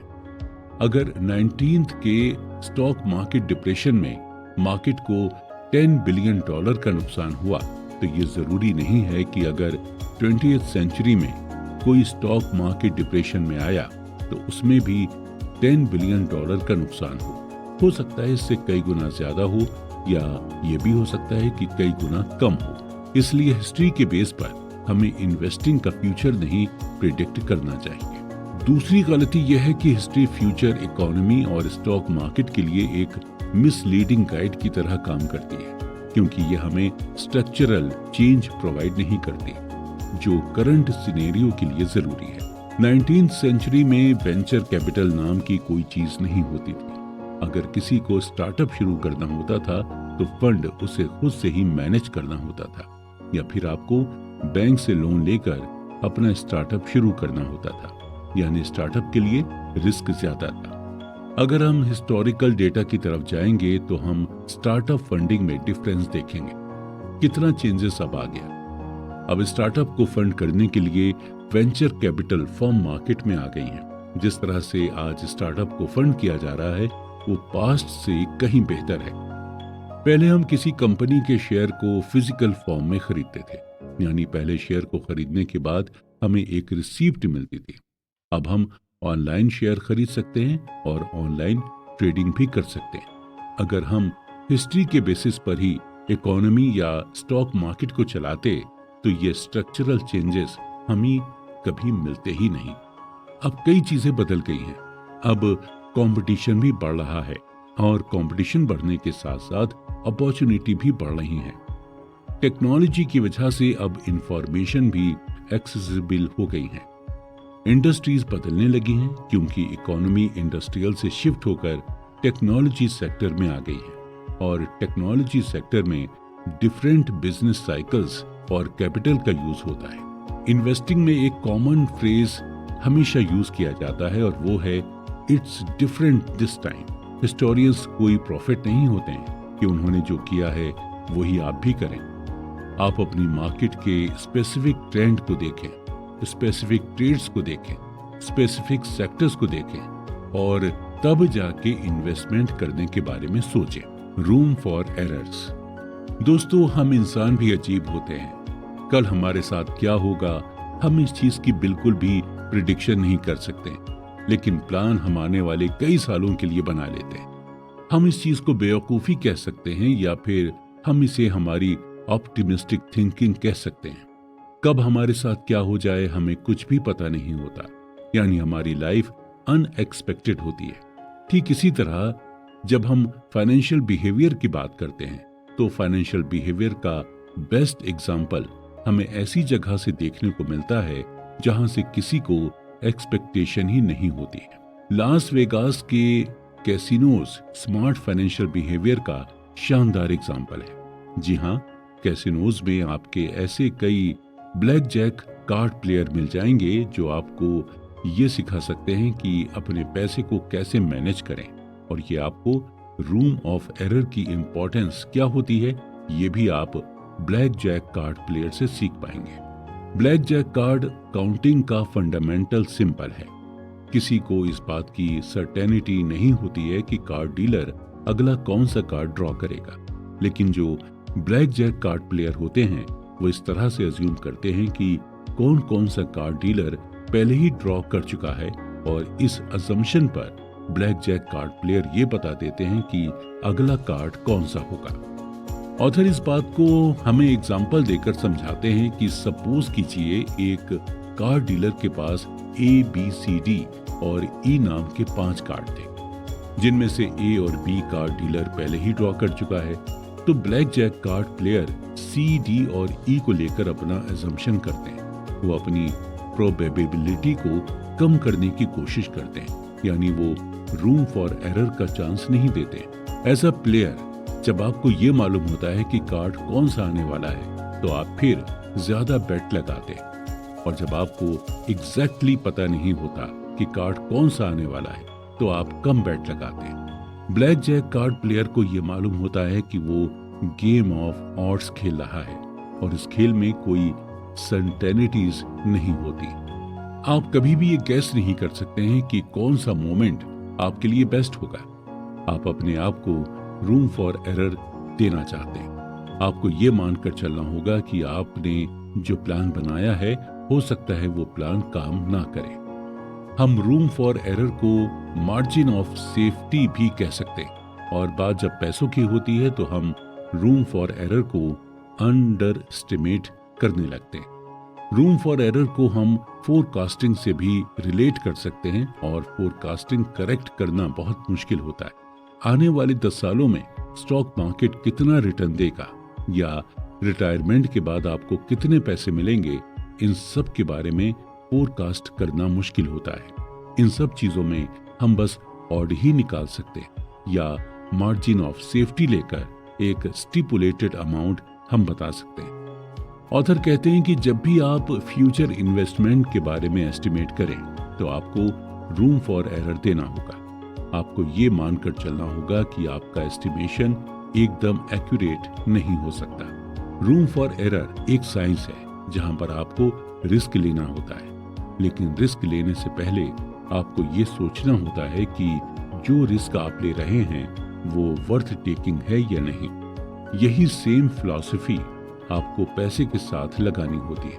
आप जिस भी चीज में इन्वेस्ट कर रहे हैं आपको ये मालूम होना चाहिए कि जहां भी आप इन्वेस्टमेंट कर रहे हैं उसमें रिस्क लेना वर्थ टेकिंग है या नहीं। तो कुल मिलाकर रूम फॉर एरर आपको ऐसा रिस्क लेने के लिए कहता है जहां पर आपको ज्यादा नुकसान भी ना हो, और जब आप इस तरह के रिस्क को लेते हैं तो ज्यादा चांसेस हैं कि आप अपने पैसे को ग्रो कर सकें। अक्सर ऐसा होता है कि हम किसी चीज की बहुत लंबी चौड़ी प्लानिंग कर लेते हैं, लेकिन ऐसा करने से हमें बचना चाहिए, क्योंकि वक्त के साथ साथ हमारी डिजायर्स, हमारी नीड्स और वांट्स बदलती रहते हैं। देखा जाए तो लॉन्ग टर्म फाइनेंशियल गोल बनाना जरूरी है, लेकिन हर 5 से 10 साल में दुनिया बदलती रहती है। नई नई टेक्नोलॉजीज आती जाती हैं, नई इकोनॉमी पॉलिसीज आ जाती हैं और हमारे खुद के भी गोल चेंज हो जाते हैं। हम अपनी लाइफ के हर स्टेज में ऐसे डिसीजन लेते हैं जो बाद में हमारी लाइफ को इन्फ्लुएंस करते हैं, और उस डिसीजन को लेकर अब हमारे अंदर एक्साइटमेंट भी रहती है। ऑथर एग्जाम्पल देकर बताते हैं कि कई लोग जब टीनेज में थे तो अपने शौक के लिए वो टैटू बनवा लेते थे, और जब वो बड़े हुए तो उन्हें अपने इसी डिसीजन पर रिग्रेट होता है। आपकी फीलिंग, आपके इमोशंस सब वक्त के साथ बदलते रहते हैं, लेकिन आप जब भी फाइनेंशियल प्लानिंग बनाएं तो आपको दो चीजें अपने मन में हमेशा रखनी होंगी। पहली चीज ये कि फाइनेंशियल प्लानिंग के एक्सट्रीम एंड के बारे में हमें नहीं सोचना है। आपको ये अज्यूम करके चलना है कि अगर आपकी लो इनकम भी रही तो भी आप खुश रहेंगे, और अगर आप बहुत ही ज्यादा फाइनेंशियल प्लानिंग के लिए मेहनत करेंगे तो हो सकता है आपको फाइनेंशियल प्लानिंग का एंड रिजल्ट ना मिले, तो आपको रिग्रेट हो। फाइनेंशियल प्लानिंग जब आपने बना ली तो आप हर साल उस प्लानिंग को रिव्यू करें, और अगर मॉडिफाई करने लायक चीजें हैं तो उसे मॉडिफाई भी जरूर करें। अक्सर लोग खुद पर हार्श हो जाते हैं और प्लानिंग फेल होने पर खुद को मेंटली पनिश करने लगते हैं। इसका असर आप पर तो होता ही है, आपकी फैमिली पर भी इसका असर होता है। इसलिए प्लानिंग रिव्यू करते रहें, इसमें कोई भी खराबी नहीं है। जितने भी सक्सेसफुल वेल्दी लोग हुए हैं वो भी यही करते हैं, वो प्लान रिव्यू करते हैं और जरूरत पड़ने पर उसे मॉडिफाई भी करते हैं और इजी वे में प्लान करते हैं। दूसरी चीज यह है कि हमें इस रियलिटी को एक्सेप्ट करना होगा कि हमारा माइंड चेंज हो सकता है। अक्सर उन एम्प्लॉय की लाइफ मेजरेबल होती है जो अपनी कंपनी से बहुत ज्यादा लॉयल रहते हैं, और ऐसा इसलिए होता है क्योंकि ऐसे लोग जब अडल्ट थे तभी से उन्होंने ये डिसाइड कर लिया था कि उन्हें किस फील्ड में काम करना है और किस कंपनी में काम करना है, और खुद की नजर में धोखेबाज या बेईमान साबित नहीं होना चाहते, भले ही वो मेंटली टॉर्चर हो जाए। ध्यान रहे कि आप खुद से लॉयल रहें, कंपनी से नहीं। रियलिटी ऑफ चेंज को हमें जितना जल्दी हो सके उतनी जल्दी एक्सेप्ट कर लेना चाहिए। एग्जाम्पल के तौर पर अमेज़न जब शुरू हुआ था तब वो सिर्फ एक बुक स्टोर हुआ करता था। धीरे धीरे इसने खुद को चेंज किया, फिर ये ऑनलाइन ई कॉमर्स कंपनी बन गई, और बुक्स के साथ साथ ये बाकी चीजें भी ऑनलाइन डिलीवर करने लगी, और उसके साथ कई सारे चेंजेस भी आए। अब अमेज़न का टारगेट है स्पेस। अगर अमेज़न खुद को बुक स्टोर तक ही लिमिटेड करके रखती तो शायद आज ये जिस मुकाम पर है उस मुकाम तक नहीं पहुंच पाती, और आज दुनिया के सबसे वैल्यूएबल कंपनीज में से एक नहीं बन पाती। जेफ बेजोस हर 5 से 10 साल में चेंज की रियलिटी को समझ जाते हैं और फिर उसी हिसाब से अपनी प्लानिंग बनाते हैं, और शायद यही उनकी सक्सेस का सीक्रेट है। अगर आप खुद को कॉन्स्ट्रेंट यानी बांध कर रखेंगे किसी प्लानिंग में, तो आप बाकी किसी भी अपॉर्चुनिटी को एक्सप्लोर ही नहीं कर पाएंगे। आपको ये समझना होगा कि जैसे जैसे दुनिया बदल रही है वैसे ही वैसे आपको भी बदलना होगा। दुनिया के साथ कदम से कदम मिलाकर चलना होगा, क्योंकि इसी में है सक्सेस, और सक्सेसफुल वेल्दी लोग ऐसा ही करते हैं।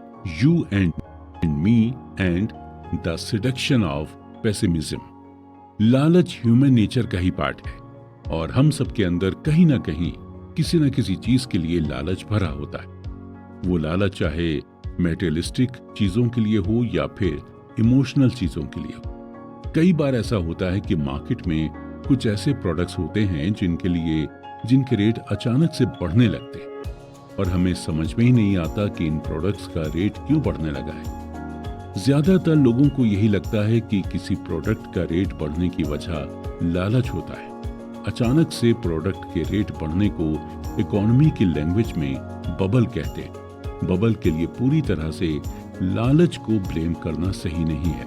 जब भी किसी प्रोडक्ट के दाम मार्केट में बढ़ते हैं तो हम यही कहते हैं कि ट्रेडर्स लालची हो गया है, क्योंकि हम इसे सिर्फ अपने ही नजरिए से सोचते हैं। हमें एक्चुअल में ये पता ही नहीं होता कि इस बबल के पीछे की वजह क्या है। कोई भी एक्सपर्ट आपको ये नहीं बता पाएगा कि आखिर ये इकोनॉमिकल बबल होते क्यों हैं। ये ठीक उसी तरह है जब कोई आपसे पूछे कि आखिर ये वॉर क्यों होते हैं।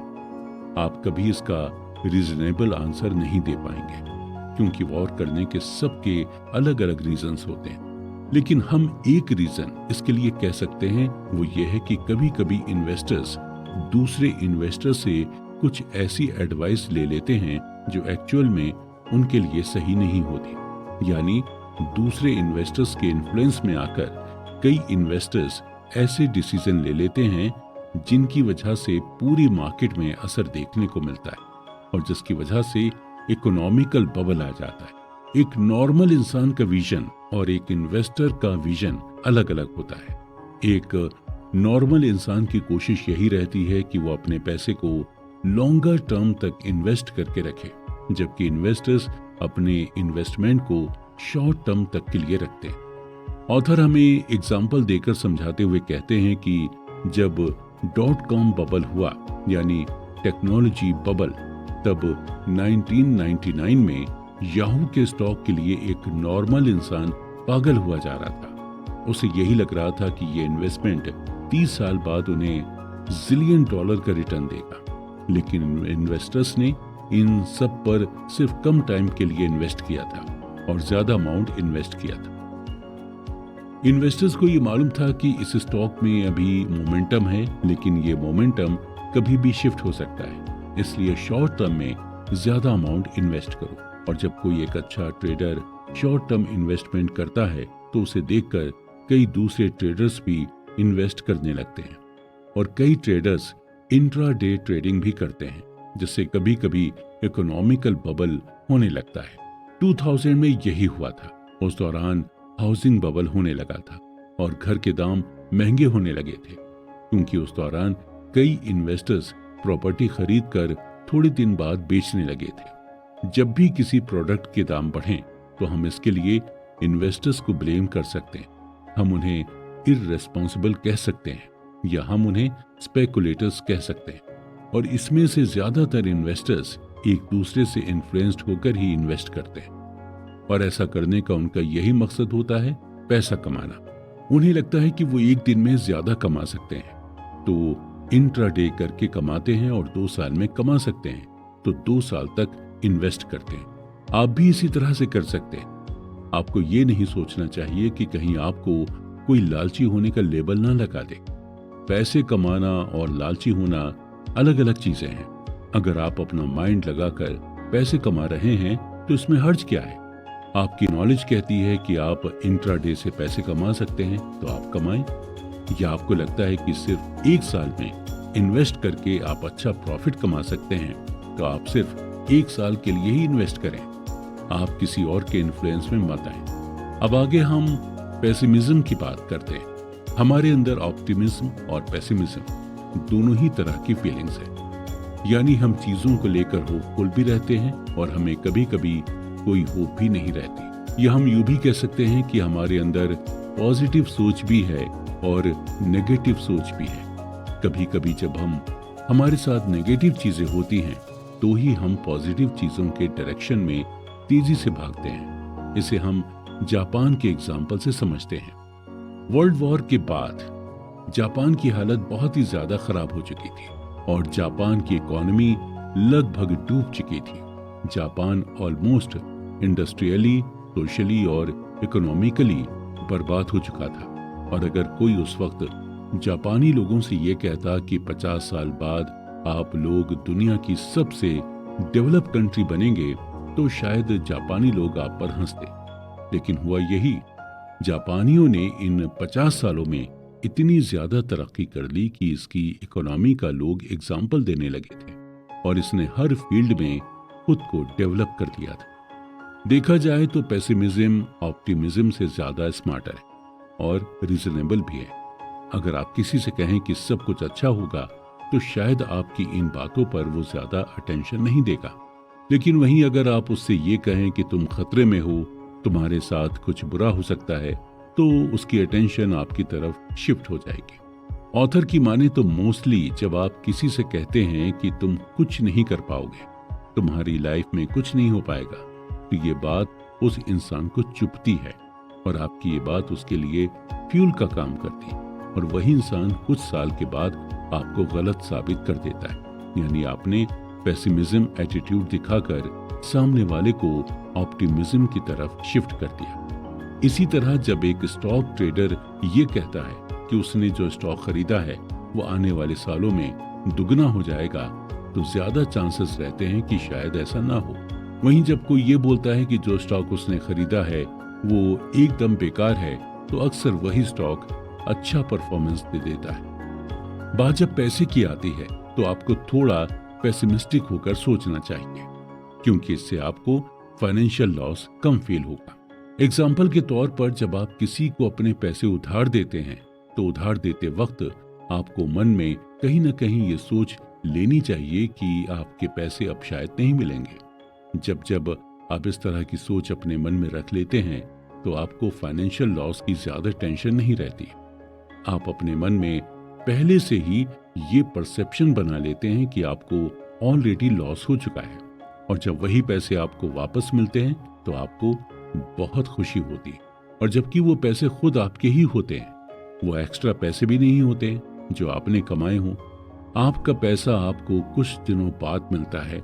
ये खुशी आपको इसलिए मिलती है क्योंकि आप अपने मन में पेसिमिस्टिक थॉट लेकर चले थे। वहीं अगर बात हम इन्वेस्टिंग की करें तो हम बहुत ज्यादा एक्सपेक्टेशंस रख लेते हैं। हम ये उम्मीद लगाकर बैठ जाते हैं कि हमें बहुत ज्यादा रिटर्न मिलेगा, और जब नहीं मिलता तो हम फ्रस्ट्रेट होकर सैड हो जाते हैं। लेकिन वहीं अगर हम ये मानकर चलें कि हमें बहुत ज्यादा रिटर्न नहीं मिलेगा, या शायद हमें हमारा प्रिंसिपल अमाउंट ही नहीं मिलेगा, तो हम अपने मन में इत्मीनान रख लेते हैं, और जब हमें थोड़ा भी रिटर्न मिलता है तो हमें बहुत ज्यादा खुशी मिलती है। इसलिए पैसों के मामले में ज्यादातर पेसिमिज्म सोच रखें, वो भी तब जब आप अपने पैसे को कहीं इन्वेस्ट कर रहे हैं। अदरवाइज आपको हमेशा ये सोचना चाहिए कि आप एक दिन वेल्दी जरूर बनेंगे।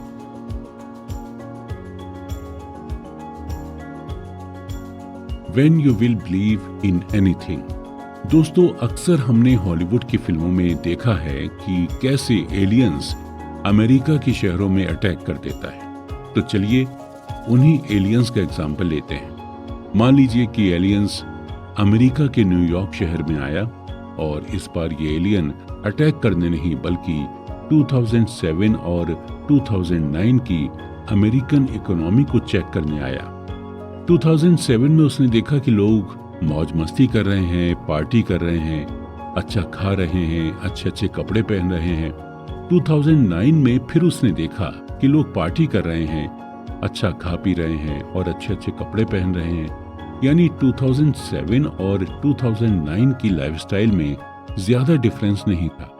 जब एलियन ने डिफरेंसेस को क्लोजली नोटिस करना शुरू किया तो उसने ये देखा कि लोग तो नहीं बदले, लेकिन टेक्नोलॉजी जरूर बदल गई। अब लोग नए नए फीचर्स वाले फोन रखने लगे हैं, और कंप्यूटर बेहतर होने लगे हैं, मेडिसिन बेटर हो गई हैं, और कार्स की माइलेज बढ़ने लगी है। यानी 2007 के कंपैरिजन में 2009 की इकोनॉमी इंप्रूव हुई है। फिर जब एलियन और क्लोजली देखता है तो वो ये देखकर हैरान हो जाता है कि अभी भी लाखों लोग अनएम्प्लॉयड हैं। लाखों लोग ऐसे हैं जिनके पास अपना खुद का घर नहीं है, यानी जो गरीबी में रह रहे हैं, और स्टॉक मार्केट की हालत खराब है। एलियन और सरप्राइज हो जाता है और ये सोचता है कि लोग वही हैं, लोगों की नॉलेज भी वही है, ऐसा कुछ ज्यादा बदला नहीं है, लेकिन फिर भी लोग ज्यादा गरीब होते जा रहे हैं और ज्यादा अनएम्प्लॉयड होते जा रहे हैं। ऐसा इसलिए हुआ क्योंकि 2007 में हमने इकोनॉमी के लिए एक विजन सेट किया था। हमने ये विजन सेट किया था कि एक दिन हाउसिंग प्राइस में स्टेबिलिटी आएगी और लोगों को एम्प्लॉयमेंट मिलेगा और स्टॉक मार्केट में इम्प्रूवमेंट होगा। लेकिन 2009 तक उस विजन पर वर्क नहीं किया गया। हमने उस विजन पर या उस स्टोरी पर बिलीव करना छोड़ दिया था, और इसी वजह से इतना डिफरेंस आया है और इतना बदलाव आया है। जब हाउसिंग प्राइस कम नहीं हुए तो लोग मॉर्गेज में डिफॉल्ट करने लगे थे। डिफॉल्ट केस बढ़ने की वजह से बैंक ने लोन देना ही बंद कर दिया था। लोन ना मिलने की वजह से लोगों के घर नहीं बिक पा रहे थे, लोग घरों को खरीद नहीं पा रहे थे। ऑथर कहते हैं कि जब हम इकोनॉमी, बिजनेस और इन्वेस्टमेंट में ग्रोथ की बात करते हैं तो हम सिर्फ टेंजिबल चीजों की बात करते हैं, यानी उन चीजों को जिनको हम टच कर सकते हैं, जैसे बड़ी कार, बड़ी बिल्डिंग एक्सेट्रा एक्सेट्रा। हमें टेंजिबल चीजों के बारे में बताकर ये कहा जाता है कि हमारी इकोनॉमी ग्रो कर रही है। हमें यही स्टोरी बता दी जाती है कि इकोनॉमिक ग्रोथ बहुत ज्यादा है। एक्चुअली ये पूरी दुनिया ही स्टोरी ड्रिवन है। आप यहाँ पर कुछ भी बता दें, लोग यकीन कर लेते हैं, खुद से कुछ नहीं करते हैं। गवर्नमेंट कह देती है कि हमने ये डेवलप किया, इकोनॉमी में ग्रोथ हुई एक्सेट्रा, लेकिन रियलिटी में स्टोरी अलग होती है। जब आप इस स्टोरी ड्रिवन वर्ल्ड में अपने पैसे को मैनेज करना चाहते हैं तो आपको दो बातें ध्यान में रखनी होंगी। पहली यह है कि जब आप किसी चीज को सच मानने लगते हैं तो आप उस सच के सच होने को, ऑड को ओवर एस्टिमेट करने लग जाते हैं। यानी आप उस सच को फिक्स्ड मान लेते हैं। आपको उसके अलावा दूसरे किसी सच पर यकीन नहीं होता है। ऑथर इस बात को हमें एक एग्जाम्पल देकर समझाते हैं कि अगर आपके पास पैसे नहीं हैं और आपसे ये कहा जाए कि शहर के बाहर एक बाबा रहते हैं जो किसी भी बीमारी का इलाज कर लेते हैं, तो आप उस बाबा के पास जाते हैं और अपनी बीमारी का इलाज कराने लग जाते हैं।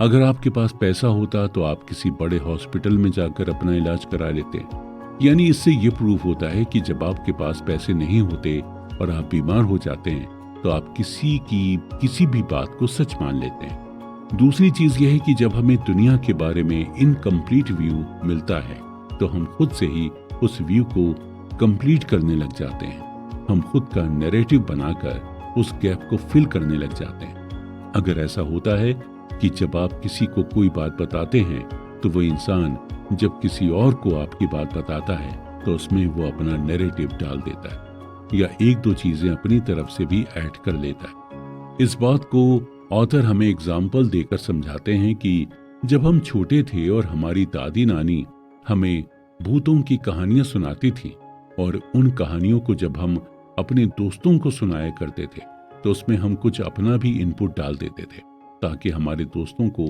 हमसे ज्यादा डर लगे। हम ह्यूमंस का माइंडसेट ही ऐसा होता है। जब हम किसी स्टोरी से सेटिस्फाई नहीं होते तो हमें इनकम्प्लीट सी लगती है, तो उसे कंप्लीट या इंटरेस्टिंग बनाने के लिए उसमें अपना नैरेटिव डाल देते हैं। ऐसा करके हमारे माइंड को सेटिस्फेक्शन मिलता है। हम सबको यही लगता है कि हम जो अपने आसपास देख रहे हैं वही सच है, लेकिन हमें ये नहीं पता होता कि अंदर की स्टोरी अलग है। हमें जो हायर अथॉरिटी बोल देती है हम वही मान लेते हैं। बात जब पैसे की हो तो आपको सबकी बात नहीं माननी होती। आपको खुद रियलिटी का पता लगाना होता है। आपको अपने इन्वेस्टमेंट की सच्चाई को जानना होता है, क्योंकि जब तक आप इस सच्चाई को नहीं जानेंगे तो आपको इस बड़ी सी मार्केट में कोई भी बेवकूफ बना सकता है। ऑल टुगेदर नाउ कन्फेशन, हम आपको नहीं जानते और आप हमें नहीं जानते हैं। आपको अपने पैसों के साथ क्या करना है यह आपसे बेहतर और कोई नहीं जानता। अपने पैसे के आप खुद मालिक हैं। आप चाहें इसे सेव करके रखें या फिर इसका इन्वेस्टमेंट कर दें। यहाँ पर हम सिर्फ आपको रिकमेंड कर सकते हैं और पैसों की साइकोलॉजी ही बता सकते हैं। बाकी चीजें आपको ही करनी और कैसे करनी है ये भी आपको ही डिसाइड करना होगा।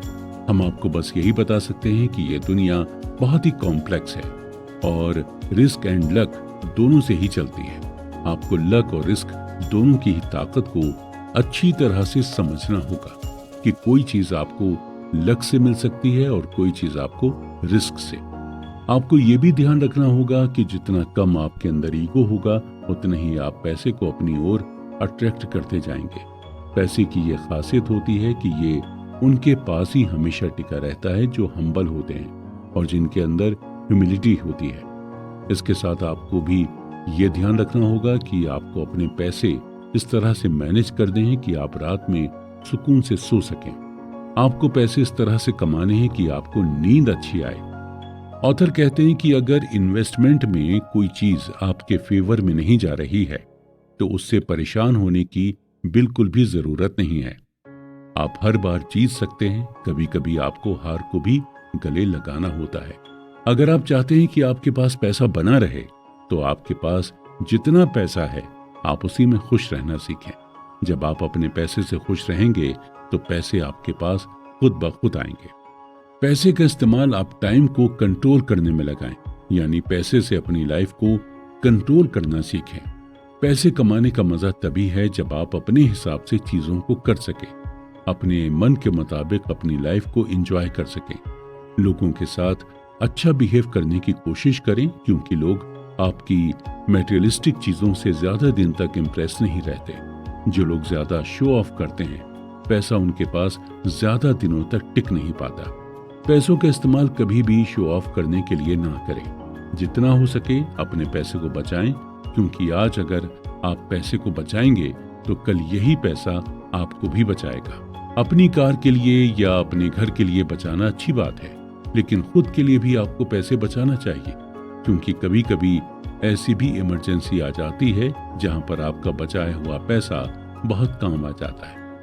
अपने लिए कॉस्ट ऑफ सक्सेस को डिफाइन करें और उसके लिए पे करने के लिए रेडी रहें, क्योंकि हमें कोई भी चीज फ्री में नहीं मिलती है, हमें हर चीज के लिए पे करना पड़ता है। साथ ही साथ आपको रिस्क लेने से भी नहीं घबराना चाहिए। जहां आपको लगता है कि रिस्क लेना वर्थ इट है या रिस्क का असर आप पर ज्यादा नहीं होगा, तो रिस्क लेने से घबराए नहीं, क्योंकि रिस्क बाद में आपको पे जरूर करेगा। अपने गेम को डिफाइन करें, यानी लोगों को ये बताएं कि आप क्या हैं और आपकी वैल्यू क्या है और पैसे को लेकर आपकी सोच क्या है। और आपको ये मेक श्योर करना होगा कि आपके एक्शन से दूसरे लोग इन्फ्लुएंस्ड ना हो। दूसरे के डिसीजन की रिस्पेक्ट करें, स्पेशली फाइनेंस में, क्योंकि हर इंसान के अपने अलग अलग फाइनेंशियल गोल होते हैं और अलग अलग अप्रोच भी होती हैं, और उसी गोल और अप्रोच से एक इंसान अपना डिसीजन बना लेता है। आप वही करें जो आपके लिए फाइनेंशियली वर्क करता है। आपको ये जानना होगा कि आपकी फैमिली सेविंग के बारे में क्या सोचती है। आप अपनी फैमिली से अपने सेविंग प्लान के बारे में डिस्कस कर सकते हैं और उन्हें ये बता सकते हैं कि सेविंग करना कितना जरूरी है। अगर आप शादीशुदा हैं तो आप अपनी वाइफ के साथ मिलकर भी सेविंग कर सकते हैं और उन्हें इंडिविजुअली सेविंग करने के लिए भी मोटिवेट कर सकते हैं। इसके अलावा आप किस चीज के लिए सेविंग कर रहे हैं, इसका भी आपको टारगेट बनाना होगा। आप घर के लिए सेविंग कर रहे हैं या फिर कार खरीदने के लिए सेविंग कर रहे हैं या किसी जगह हॉलीडे मनाने की सेविंग कर रहे हैं, ये आपको अपने घर वालों के साथ डिस्कस करना होगा।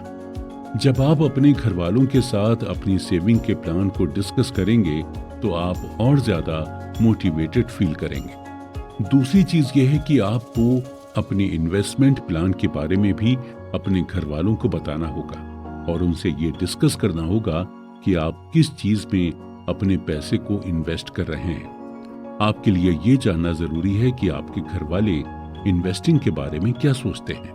आपको अपने घर वालों को स्टॉक मार्केट के बारे में बताना होगा और उन्हें ये समझाना होगा कि अगर स्टॉक मार्केट में आपको नॉलेज है तो स्टॉक मार्केट में इन्वेस्ट करने से बिल्कुल भी घबराना नहीं चाहिए।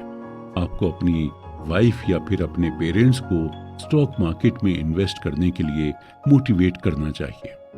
ऑथर आगे कहते हैं कि आपको स्ट्रांगली अपनी फाइनेंशियल फ्रीडम पर वर्क करना चाहिए।